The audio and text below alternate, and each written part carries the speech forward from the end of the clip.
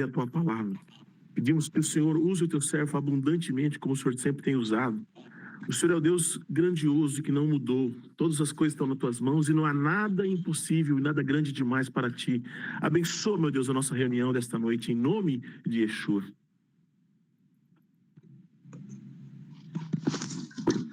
Soberano Deus, te pedimos que abençoe o nosso estudo, abençoe a família de cada um que está aqui, Pai, dos que vão chegar daqui a pouco, dos que não chegaram também, Pai. É o que lhe pedimos e agradecemos em nome de Yeshua. Amém. Amém.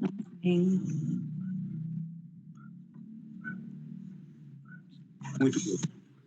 O nosso estudo de hoje é sobre a questão do milênio.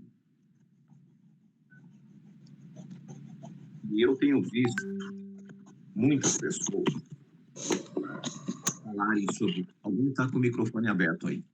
Muitas pessoas falarem sobre a guerra de Gog e Magog como sendo a guerra que quando Jesus volta, Yeshua volta.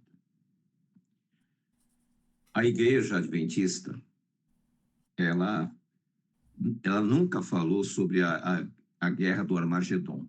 Ela sempre colocou a guerra de Gog e Magog. E as demais denominações também. E eu fazia um questionamento, por quê? Porque quando nós vamos estudar esses dois períodos, nós vamos ver que Gog e Magog é no final do milênio, e não no começo. Aí, depois de muito pesquisar, eu descobri o motivo. A questão do milênio.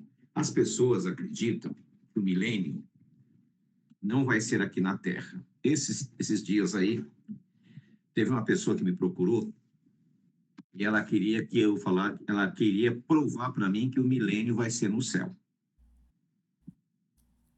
Eu não tive nem tempo direito de respondê-la, porque eu percebi que ela já estava convicta, por ela ser da Igreja Adventista, que ela iria morar no céu. E essa é a ideia da maioria das pessoas. Elas acham que toda a história da redenção termina com a volta do Senhor e o início do milênio é o início do céu. E isso não é verdade. E isso decepciona muitas pessoas. Porque as pessoas elas estão tão cansadas, tão exauridas desse nosso mundo, que elas queriam já entrar no céu.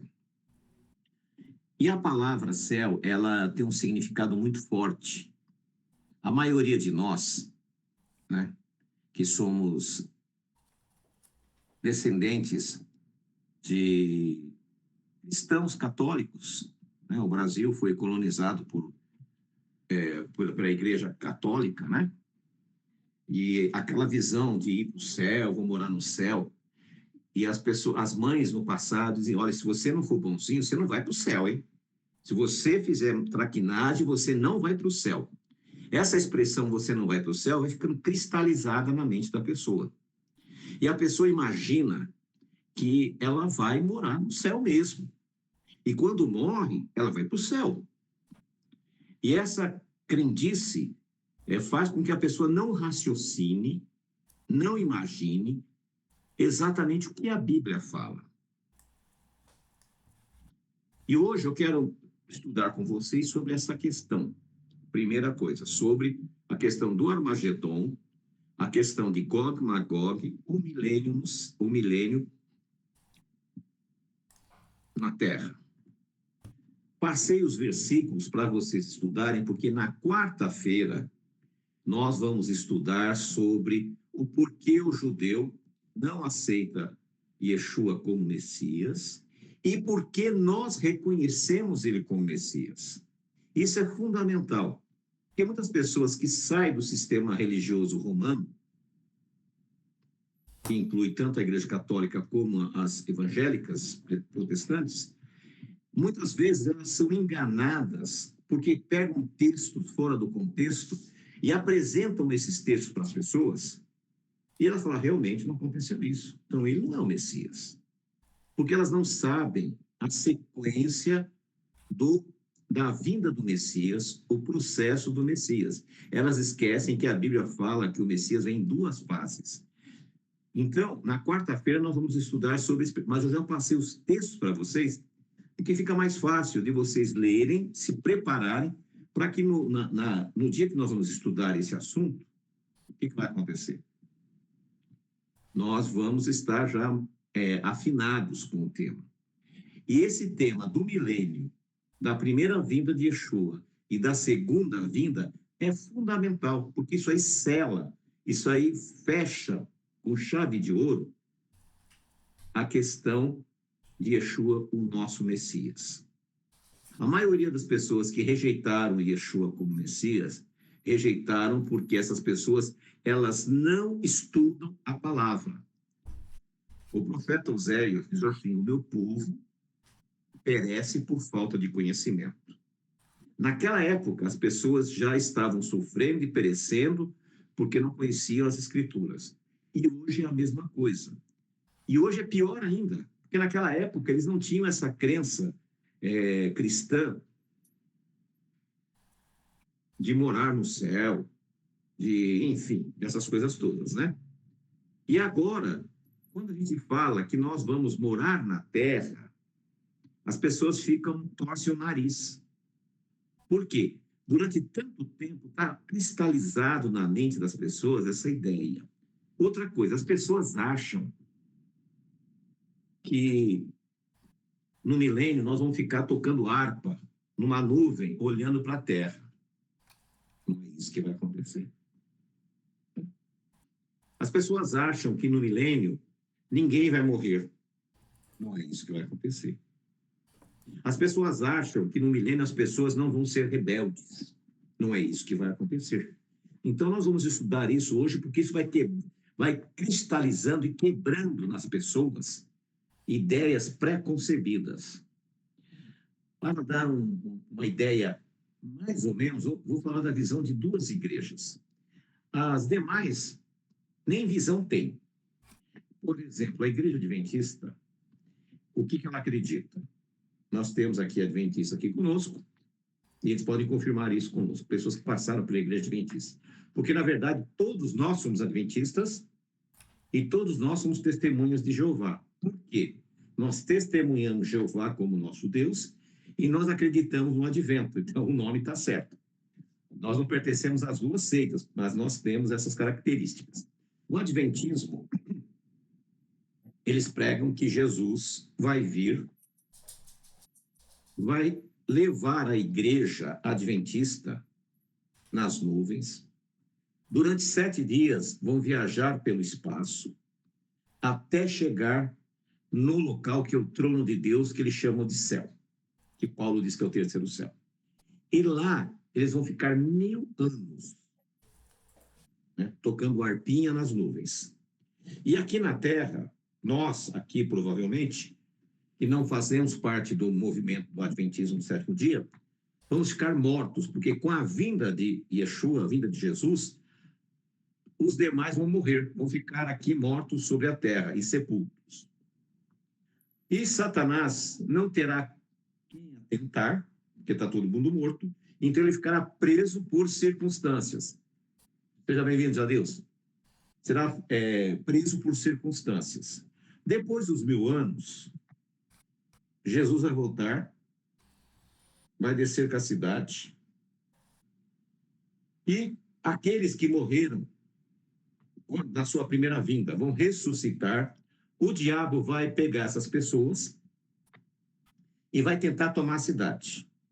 Nesse momento, Jesus pega o diabo e essas pessoas e joga no lago de fogo. Essa é a visão da Igreja Adventista do Dia. Já, por sua vez, os testemunhas de Jeová acreditam que quando Jesus vir, Jesus vai morar aqui na Terra, que nós que não somos testemunhas de Jeová, do movimento religioso, vamos morrer e eles vão tomar posse de toda a riqueza da terra e vão viver sobre a terra. As demais igrejas acreditam que as pessoas vão ser arrebatadas e levadas para qualquer lugar no espaço aí no céu. Essas são as visões que eles ensinam. Nenhuma delas tem sustentação bíblica. Agora nós vamos estudar sobre a sustentação bíblica. E a primeira coisa, qual será a sequência bíblica? A Bíblia fala do surgimento do anticristo. Esse anticristo, ele não tem nada a ver com o que as pessoas colocam nas redes sociais. O anticristo, segundo a Bíblia, como está lá em Apocalipse, diz que o trono de Satanás, está em Apocalipse 2, o trono de Satanás é na cidade de Pérgamo. A cidade de Pérgamo, ela fica onde hoje é a Turquia. O anticristo virá de lá. Os muçulmanos, eles estão esperando o Mahdi. Quem é o Mahdi? O Mahdi é o Messias. E segundo a visão deles, o Mahdi virá apenas quando o Islã converter todos os povos. Quando todos os povos forem convertidos, à força, aqueles que não aceitarem deverão morrer. Por isso que nós vemos a guerra que teve agora entre o Irã. Qual a explicação do antissemitismo? As pessoas, por que as pessoas odeiam os judeus? Qual o motivo? Não existe um motivo lógico. Por exemplo, racial não é. Porque os judeus são brancos. Tem judeu negro também, tem judeu de todo jeito, mas a etnia é branca. Então, não é por causa da raça. Qual o motivo desse ódio sem precedentes? Qual o motivo do Irã, né, se levantar daquele jeito? E Deus mostrou o seu poder, que em 12 dias acabou com a façanha deles. Qual o motivo desse antissemitismo? É que a crença deles é que todos os infiéis devem morrer. E todos os infiéis incluem vocês também, e nós aqui. Aqueles canhotos, né, os esquerdistas que defendem o Islã, são antissemitas, eles esquecem que o islamismo, eles punem as mulheres não podem dirigir, as mulheres devem andar cobertas, não tem voz ativa, os homens podem ter quantas esposas quiserem. O Alcorão diz que os homens devem castigar as suas mulheres para que elas os respeitem. Então, é comum entre eles usarem um chicote e dar uma boa chicotada nas mulheres. Isso é o Islã. Os homossexuais e etc. e tal são enforcados. E eu vejo aí a esquerdalha toda aí defendendo esses malucos, né, como se fossem pessoas normais. A ideia deles é essa, por isso que eles querem destruir Israel, destruir os Estados Unidos, que representam o mundo cristão. Então, a visão desses indivíduos é justamente essa. Esse chamado anticristo, ele virá daquela região, que é uma região islâmica. A Turquia, ela quer trazer de volta o Império Otomano, que durante séculos dominou todo o povo islâmico. A ideia, eles querem renovar, e das suas fileiras vai sair um indivíduo que provavelmente ele tem em sua genealogia árabes e judeus. Nós sabemos que eles são parentes, são filhos de Abraão, Ismael e Isaac. E esse personagem, né, ele vai juntar os reinos do norte. A profecia diz que do norte virá esses personagens que irão contra a Terra Santa. Aonde é o norte de Israel? Se você olhar no mapa, você vai ver que a Turquia, a Rússia, né, onde estão os países islâmicos ali, e os árabes. Eles são o norte. Eles vão descer contra a cidade. Então, nós vamos convidar você para acompanhar a leitura em Zacarias, capítulo 14. Presta bem atenção. Zacarias 14. Quando começou essa guerra, eu sabia que não ia acontecer nada contra Israel agora. O Irã, na verdade, o nome do país é Pérsia, mas mudaram para Irã, porque Irã é República Islâmica, por isso que virou Irã, tá? Não ia acontecer nada, porque não vem do Irã. E eles não iam conseguir a bomba atômica. Como foi destruído a possibilidade, né? E aí alguns dizem que para eles conseguirem de novo vai levar décadas. Então, não era por aí. Eu já sabia disso, mas também não quer dizer muita coisa. Agora nós vemos aqui, essa profecia, o livro de Zacarias, é ignorado pelos cristãos que estudam profecias. Eles nunca falam dessa guerra que nós chamamos, e a Bíblia intitula a Guerra do Armagedon, ou de Megido. Megido, o Vale do Megido, está em Israel, e diz assim: eis que o dia de Jeová vem, e entre ti serão repartidos os seus despojos. Presta bem atenção, versículo 2. Porque eu reunirei todas as nações contra Jerusalém para combater. Então, presta bem atenção, não vai ser o diabo que vai reunir as nações, vai ser o próprio Senhor, Deus, Jeová, que vai reunir as nações para combater e contra Jerusalém. A cidade será tomada. Por que que Jeová vai reunir essas nações para ir contra Jerusalém? Porque o judaísmo, rejeitou o Messias e eles repugnam. Eu vejo hoje o judaísmo latria, as pessoas, ai, que coisa linda, que coisa maravilhosa. Vá lá em Israel falar de Jesus para você ver. Eles vão cuspir na sua cara. Eu até postei esses dias aí, alguns cristãos lá, meio desapercebidos, começaram a falar, eles passam e gospem nas pessoas. Eu, quando estava ali, na última vez, passou um judeu askenazi, aqueles loirinhos de olho azul, e falou, Haran, tipo, seu goi, seu gentil, seu o quê? Aí eu dei uma risada, falei para ele, provavelmente ele não deve ter entendido, mas não tem problema. Falei, eu sou judeu de sangue, sou sefardi, e você é convertido, casariano, porque eles são convertidos, eles não são de sangue. Então, essa rivalidade é terrível. E aqui a palavra de Deus diz que quem vai mandar vai ser o próprio Jeová, as nações, para ir puni-los, da mesma forma que mandou os assírios, da mesma forma que mandou Nabucodonosor, da mesma forma que mandou os gregos, da mesma forma que mandou os romanos, vai mandar agora as nações. Vou continuar lendo. A cidade será tomada, ou seja, Jerusalém vai ser tomada por esses exércitos. E serão saqueadas as casas.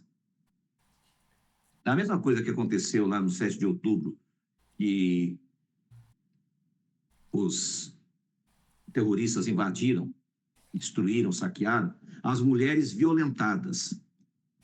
Metade da cidade irá para o cativeiro, ser levado como escravos, lá como sequestrados. Mas o resto do povo não será cortado da cidade.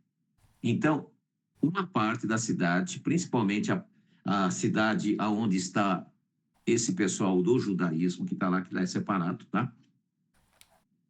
Eles vão sofrer muito nesse período.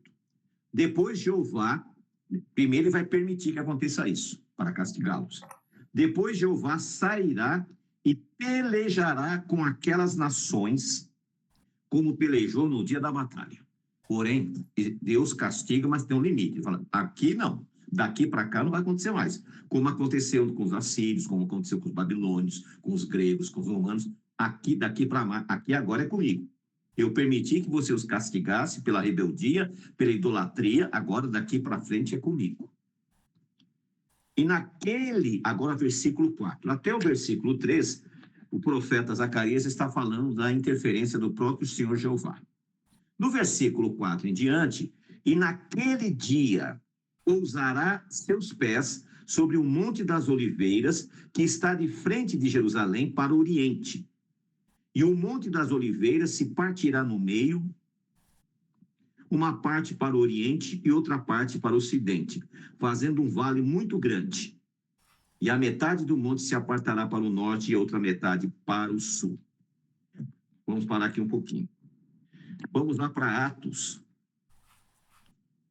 Vamos lá em Atos, capítulo 1. Olha o que diz aqui.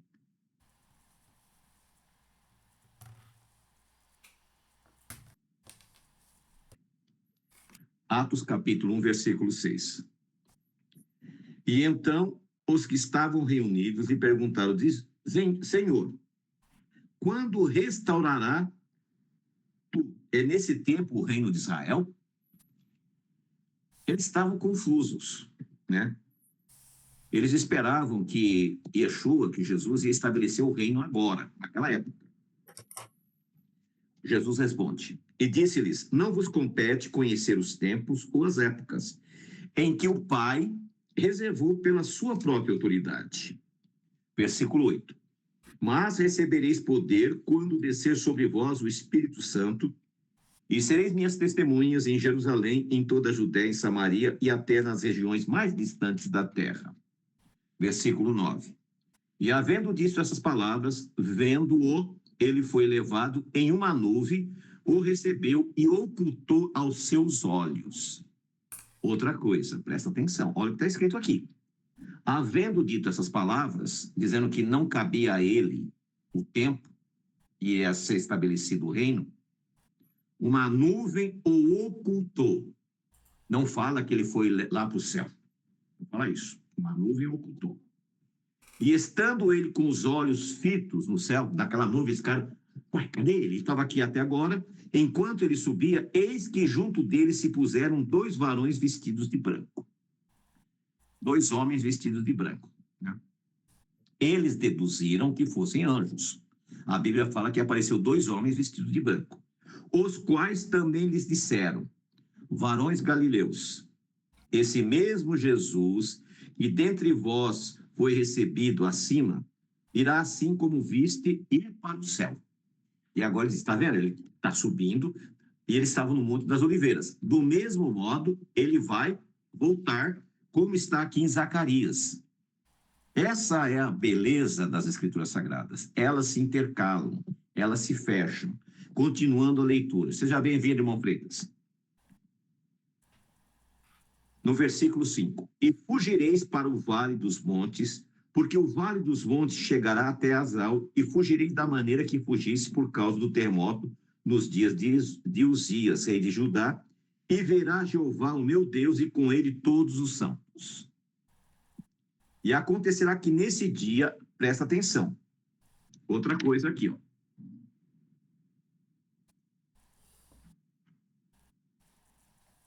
E virá o Senhor, meu Deus, e com ele todos os santos. Aqui não está falando todos os anjos. Aí as pessoas vão lá e pintam Jesus vindo com um monte de anjinho. Não está falando isso. Quem são os santos? Os santos são os salvos. Aqueles que vão ressuscitar na primeira ressurreição. Esses virão com o Senhor. Aqui você vê que as pessoas, muitas vezes, elas ficam na mente com as imagens, com os ensinos que foram dados. Por exemplo, eles pintam, fazem uma pintura muito bonita, por sinal, Jesus sentado na lua, nuvens e um monte de anjos com asas voando. Você viu lá que em Atos falavam que eram 2 homens de branco. E aqui fala que ele virá com os santos. Quem são esses santos? Aqueles que ressuscitaram na primeira ressurreição. Quem ressuscitou na primeira ressurreição são os salvos. Na segunda ressurreição são os ímpios. Então, aqui é bem claro que ele vai vir. Agora, observe. E acontecerá que nesse dia não haverá luz, senão frio e congelamento. Presta atenção. Nesse dia não haverá luz, será frio e congelamento. Daqui a pouco eu vou falar por quê. Guarda essa palavra, tá? Vou explicar. Será um dia único, o qual é conhecido somente do Senhor. Não será dia nem noite, mas sucederá que ao cair da tarde haverá luz. Naquele dia também sucederá que sairão de Jerusalém águas vivas, metade delas para o mar oriental e outra metade para o mar ocidental, no verão e no inverno. E o Senhor será rei sobre toda a terra. Presta atenção. Aonde o Senhor vai reinar? Sobre a terra. Essa ideia que vai reinar no céu não é bíblica. Ele vai vir com os santos ressuscitados, com os salvos, e reinará sobre a terra. Aí eu convido você, deixa eu achar aqui o texto, eu convido você a ler comigo o texto que está em Apocalipse. Vamos lá para Apocalipse. Aqui diz, reinará sobre a terra. Vamos lá para Apocalipse.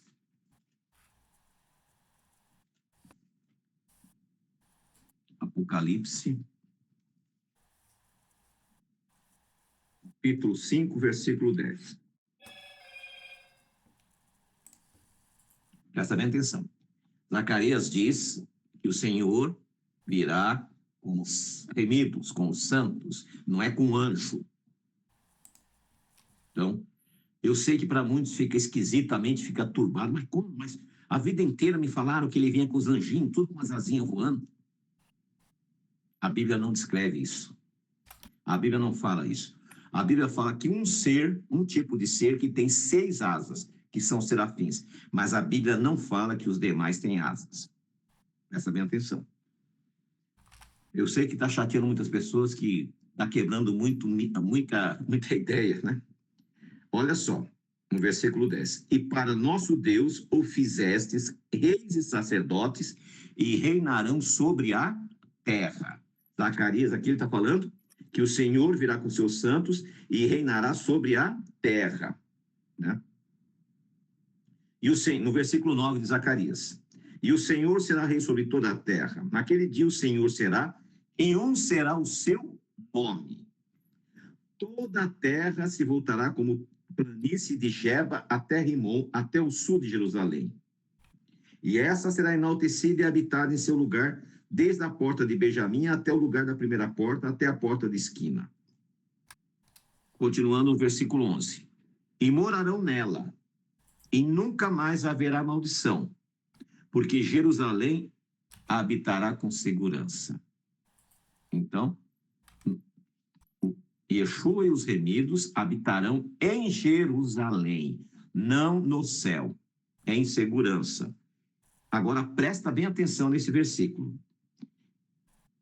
E esta será a praga com que ferirá o Senhor a todos os povos que guerrearam contra Jerusalém. Presta bem atenção. Isso foi escrito há 2.400 anos. 2.400 anos. E esta será a praga com que ferirá o Senhor a todos os povos que guerrearam contra Jerusalém. A carne deles será consumida, estando eles de pé, e se consumirão as órbitas dos seus olhos, e a língua sairá da boca. Vocês já viram? Se não viram, entra no YouTube e pede lá para ver qual é a reação de uma bomba atômica sobre o corpo humano. Quando há uma explosão, e a explosão está em cima de você, não é como a explosão de uma dinamite. Esse pedaço, não. O corpo começa a soltar, começa a apodrecer, começa a sair, sai a pele, sai os olhos, sai o ouvido. E é exatamente como está retratado aqui há 2.400 anos. Olha que coisa. Então, as nações que vieram contra Jerusalém serão destruídas. As nações, não é todo mundo, não. As nações. No versículo 13. E acontecerá naquele dia que haverá entre eles grande pânico, enviado pelo Senhor. E pegará cada um a mão de seu companheiro e levantará sua mão contra a mão de seu companheiro. Quando houver essa explosão atômica, Aqueles daquele grupo que sobreviverem vão se matar entre si, vão entrar em desespero, em pânico. Versículo 14. E Judá também pelejará em Jerusalém, e serão reunidas as riquezas de todas as nações ao redor, ouro, prata e roupas em grande abundância. Versículo 15. Assim também será a praga dos cavalos, das mulas, dos camelos, dos jumentos e de todas as bestas que estão naquele acampamento, como a praga dos homens. Por que ele cita esses animais? Porque na época não tinha avião, não tinha tanque, não tinha nada. Então, todos eles vão ser destruídos. Versículo 16. E todos os que sobreviveram das nações que vieram contra Jerusalém subirão de ano em ano para adorar o Rei, o Senhor dos Exércitos, e para celebrar a festa dos tabernáculos. Olha que coisa. No milênio, as nações terão que ir celebrar a festa dos tabernáculos. Quando você começa a estudar a palavra de Deus, nós já estudamos aqui, nós vamos ver que algumas festas já não se celebra mais, outras vão ser celebradas, né? Por exemplo, o sacrifício de Páscoa, nós não fazemos mais porque Yeshua é o nosso Cordeiro Pascal. O sacrifício de Yom Kippur, nós não fazemos mais porque Yeshua é o nosso sacrifício de Yom Kippur. Quais que nós celebramos hoje? Pães ázimos. Nós celebramos Shavuot, que é Pentecostes, que é o recebimento do Espírito Santo. Nós celebramos trombetas, que nós estamos chegando daqui 3 meses, exatamente 3 meses é Shavuot, que é Pentecostes, que anuncia a volta de Yeshua, anuncia a ressurreição dos justos. E nós celebramos tabernáculos. E no milênio, as nações terão que celebrar a festa dos tabernáculos. Olha o que vai acontecer se elas não celebrarem. E acontecerá que os da família da terra que não subirem a Jerusalém para adorar o Rei, o Senhor dos Exércitos, a chuva não virá sobre eles. O que significa isso? A nação que não obedecer à Torá, guardar esta festa bíblica, a chuva, as bênçãos não virão naquele ano. Aquele ano eles vão padecer. Eles vão ter que obedecer de qualquer maneira. E se a família do Egito não subir e não vier, não cairá sobre ele a praga. Virá a praga com que o Senhor ferirá as nações que não subirem para celebrar a festa dos tabernáculos. Em 2 versículos, versículo 16 e versículo 17, e no versículo 18 e 19 fala de novo. E será o castigo do pecado do Egito, do pecado de todas as nações que não subirem para celebrar a festa dos tabernáculos. Perceberam a importância que nós damos quando nós convidamos vocês para celebrar a festa dos tabernáculos? E a maioria das pessoas, não só a festa do tabernáculo, as festas bíblicas, a maioria das pessoas procuram não se organizar para obedecer. E depois vem a aprovação e ele não entende por quê. Quando nós vamos lá para Levítico, capítulo 23, ali tem uma relação das festas. A primeira festa bíblica é o 7º dia. Esta festa, ela é celebrada todos os meses, 4 vezes por mês. A segunda festa bíblica é Pães Ázimos. A terceira festa bíblica é Shavuot, Pentecostes. A quarta festa bíblica é Trombetas. E a quinta festa é Tabernáculo, sendo que é o 1º dia e o 8º dia. Essas festas, elas estão condicionadas à nossa prosperidade. Porém, infelizmente, as pessoas, elas procuram, ao invés de se organizar para não transgredir Shabat, não transgredir essas festas, infelizmente, ainda elas não chegaram a essa consciência. Eu aconselho que vocês tomem uma providência na vida de vocês. Vocês têm 6 dias para fazer todas as suas atividades. Mas o 7º dia é do Senhor teu Deus, não fará nenhum trabalho. Assim que a palavra diz. Então, se organize. Quando chegar a festa, faça um sacrifício.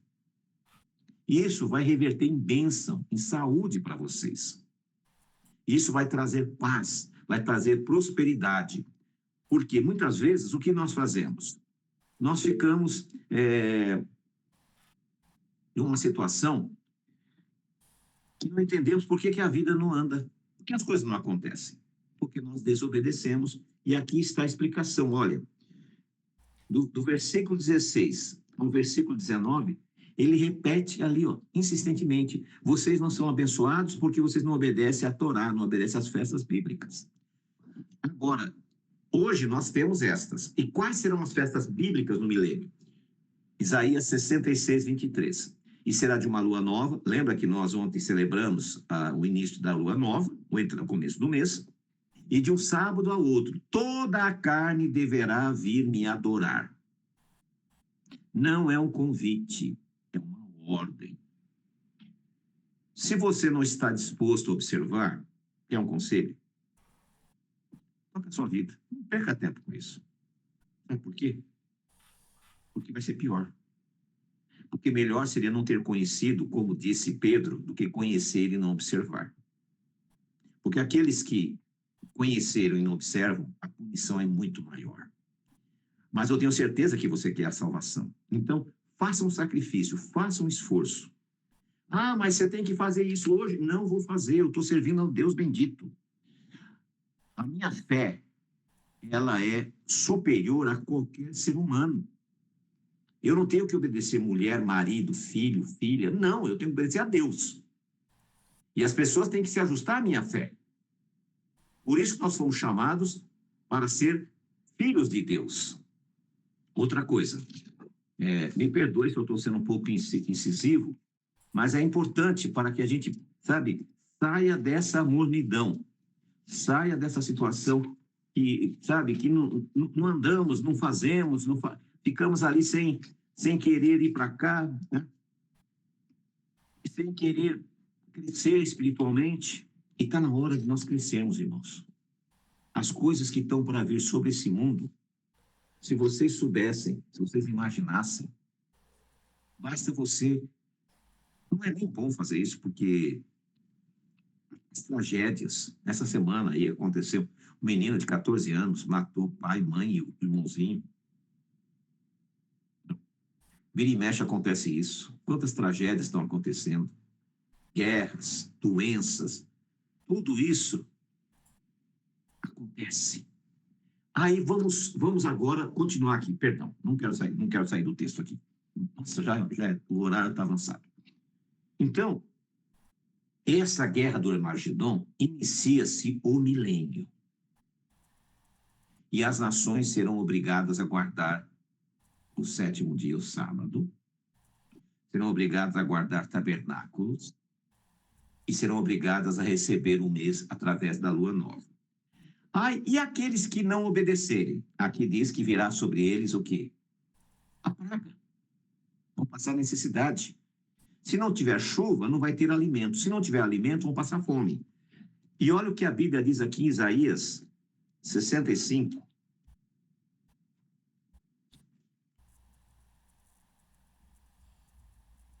Isaías 65.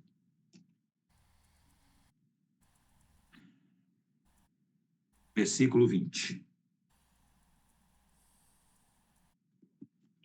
Presta bem atenção.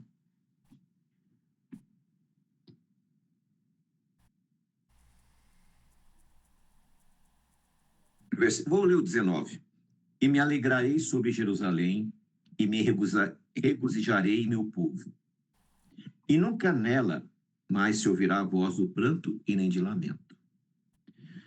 Versículo 20. Não haverá ali criança que morra de poucos dias, nem velho que não cumpra os seus dias. Porque o mais jovem morrerá de 100 anos, e o pecador de 100 anos será maldito. Edificarão as casas e morarão nelas, plantarão vinhas e comerão do fruto delas. Não edificarão para que outros habitem, nem plantarão para que outros comam. Porque como os dias de uma árvore, a nossa, assim serão os dias do meu povo. E meus escolhidos desfrutarão das obras das suas mãos. No milênio, esse sistema que nós temos hoje vai desaparecer. Como vai haver essa guerra nuclear, nós vamos voltar para uma era em que vamos ter que plantar para comer. Não vamos ter mais tecnologia, mas o Senhor estará conosco. Porém, aquele que não obedecer, ele vai morrer aos 100 anos. Então, nós estamos falando aqui da guerra do Armagedon e o início do milênio. No próximo estudo, nós vamos falar sobre a guerra de Gog e Magog. Esse Gog e Magog, o que é Gog e Magog? No final do milênio, como está no Apocalipse, haverá a segunda ressurreição. Aqueles que morreram em impiedade vão ressuscitar para receber a sentença de morte. Porque eles morreram desde a época de Adão. Então, eles vão ressuscitar para morrer de novo. Só que eles vão ser julgados. Ninguém vai ser condenado sem o julgamento. Todos vão saber que perderam a salvação por negligência. Eles não vão ser, não, você está perdido e acabou. Não, eles vão saber por quê que eles foram condenados. Quando eles ressuscitarem, a Bíblia diz que Satanás será solto da sua prisão. E ele vai sair e enganar as nações. E as nações vão se unir a Satanás. E aqueles que ressuscitaram na segunda ressurreição também vão se unir, porque ele vai se apresentar como Messias. E vai dizer para essas pessoas que o Messias e o seu povo santo devem ser destruídos. E eles vão subir sobre a terra para tentar atacar Jerusalém. Nesse momento, o Senhor irá lançá-los no lago de fogo, junto com o falso profeta, a besta. E ali eles colocam, no Apocalipse, fala de uma relação de pessoas, Apocalipse 21. Os mentirosos, os feiticeiros, né? Os idólatras, os prostitutos, todos os indivíduos pecaminosos. Quem são os feiticeiros? Em grego é pharmakia, a palavra. Significa os adivinhos, aqueles que vivem nas igrejas dizendo que são profetas, estão fazendo adivinhação. Todos esses juntos com Satanás e todos os ímpios e aqueles que pisaram a lei de Deus, aqueles que transgrediram o Shabat, aqueles que comeram carnes impuras, todos esses indivíduos que foram abomináveis, porque lá em Levítico 23 diz que quem come carnes impuras é abominável. Se ele é abominável, o Espírito Santo não entra na vida dele. Se o Espírito Santo não entra na vida dele, ele não pode estar no reino dos céus. Não pode viver salvo. Então essas pessoas serão lançadas no lago de fogo. Então isso é muito sério. Nós temos que parar de avaliar a nossa vida baseado naquilo que aprendemos, mas no que está escrito. Esse estudo é um estudo pesado, eu sei disso. Mas nós não estamos aqui para satisfazer o ego de vocês. Eu não estou aqui para ouvir glória e aleluia, nem amém. Eu estou aqui para ensinar. A Bíblia diz que a verdade vos libertará. E eu quero pessoas livres, pessoas que tenham compromisso com Deus. E aí vem a minha sugestão final. Sempre eu falo isso, já faz algum tempo que eu parei de falar. Faça um checklist. O que eu preciso fazer para ser salvo? Você pega tudo ali. Então, a partir daqueles princípios que você está fazendo para ser salvo, aí você vê aquele que você não está cumprindo. Aquele que não está cumprindo, então você vai trabalhar em cima daquilo para cumprir. Assim que funciona. Ninguém consegue guardar toda a Torá de uma vez. É um processo.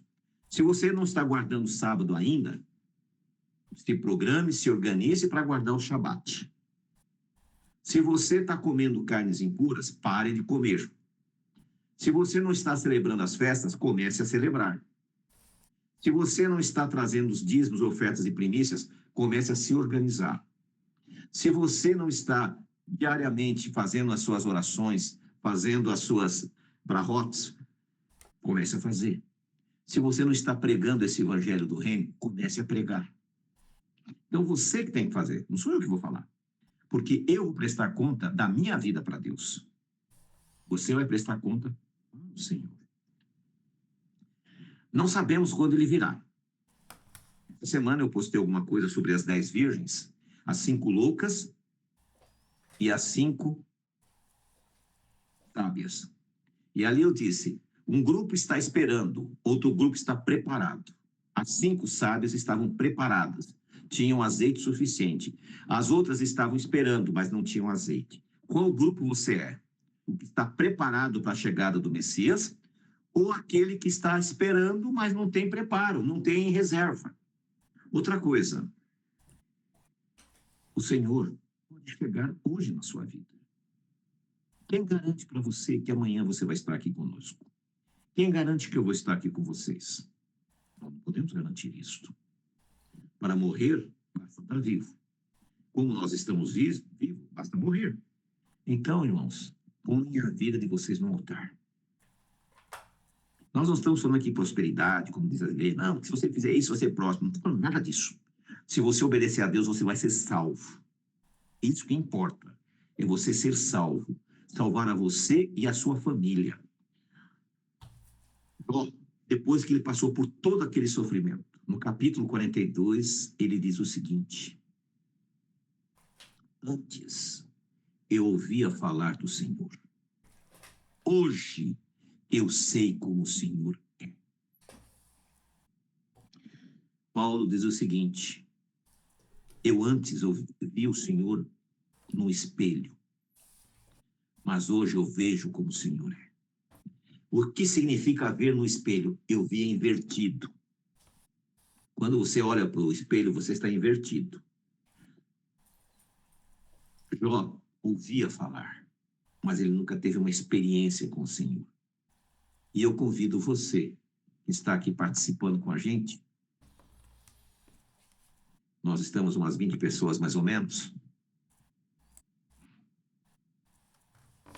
faça uma reflexão. Você está preparado ou está esperando? Você hoje ouviu falar do Senhor ou descobriu como Ele é? Você está vendo o Senhor como Ele é ou está vendo Ele invertido? Como é que é a sua situação? Coloque isso na sua vida. Olhe para a sua família. Olhe para a sua esposa, para o seu esposo, para os seus filhos, para os seus netos, seus irmãos.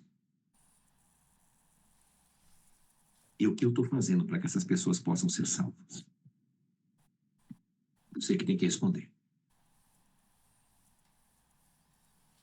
Josué, depois de tudo que ele passou junto com a casa de Israel, e o povo ainda rebelde, ele chama aquele povo e diz o seguinte: eu e minha casa serviremos ao Senhor. E vocês? E é a mesma coisa que eu digo. Eu e minha casa gostaria de servir ao Senhor. É o meu desejo. Talvez eu não consiga ainda fazer com que isso aconteça. Isso seja realizável. Mas você pode lutar para isso.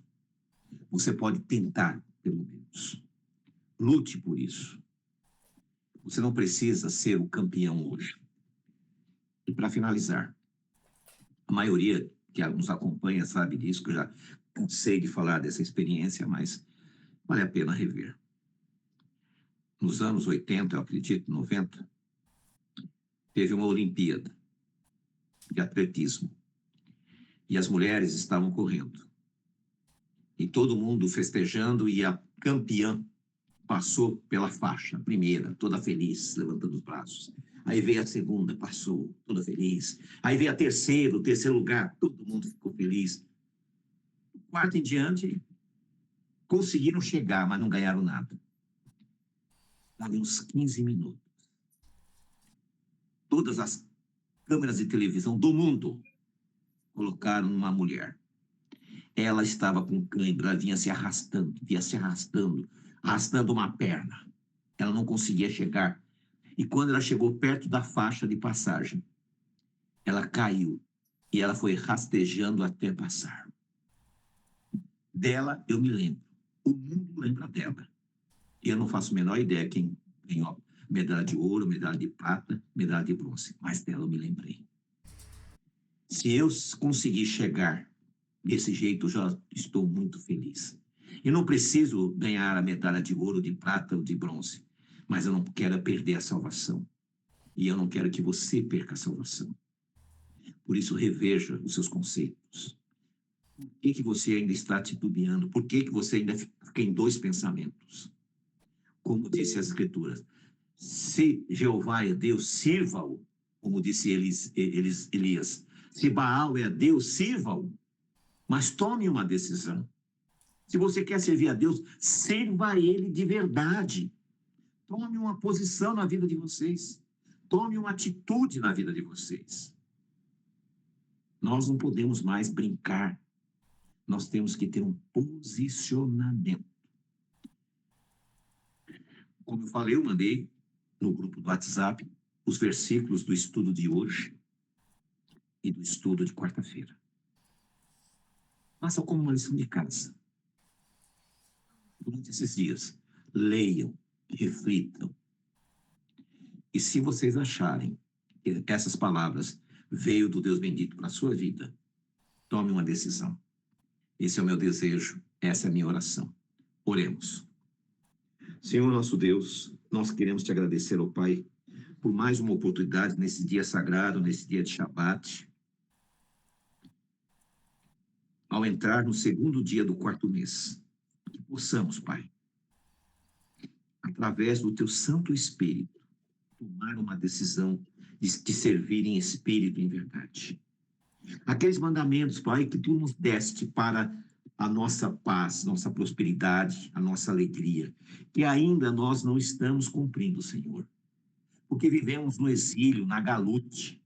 Nos dê sabedoria, nos dê conhecimento e força, Pai, para cumprir os seus mandamentos.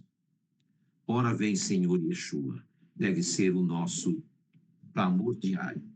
E o Senhor te abençoe e te guarde. Que o Senhor faça resplandecer o seu rosto sobre ti e tenha misericórdia de ti. Que o Senhor sobre ti levante o seu rosto e te dê shalom. Que o Deus bendito visite cada família aqui hoje. Então, hoje nós estudamos sobre esta guerra do Armagedon que foi esquecida. Guerra de Gog e Magog é depois do milênio. Que possamos estar em pé na presença do Senhor quando Ele retornar. Shalom, shalom a todos. Amanhã... Shalom, shalom. Amém, amém. Bendito Shalom. seja